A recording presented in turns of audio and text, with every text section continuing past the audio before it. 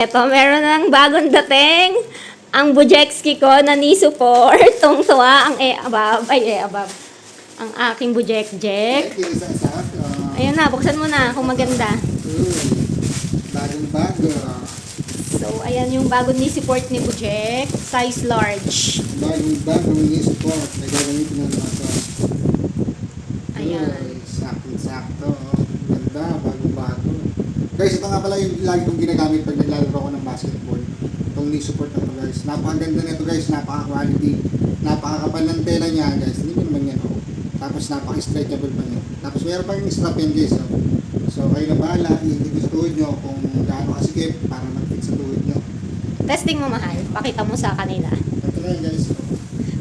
Ayan. Sinusuot niya yan pag naglalaro siya ng basketball. Hindi lang ito guys mga basketball ha. Pwede rin ito kahit anong sports. Yung tipong tumatalon ka, tumatakbo ka, naglalakad ka, mga ganun. Kasi guys, mas maigi na may suporta tayo sa tuhod para maging iwas sa injury. Tapos yung kung medyo sumasakit na yung tuhod mo, syempre, kahit pa paano, magiging komportable yung tuhod mo kapag galaw ka ng galaw, lalo pag may suot-suot ka ng support.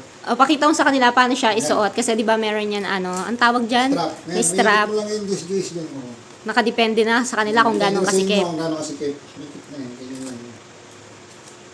Ayan. Ready to play na yan. Komportable pa rin. Diba? Ayos yan. Okay. Maganda to guys. Solid to. Quality. Hindi kayo mapapaya guys kapag umorder kayo nito. Kaya ang gusto nyo rin na to guys, yung link, nandiyan lang yan sa Yellow Basket. Hindi kaya yan sa comment section.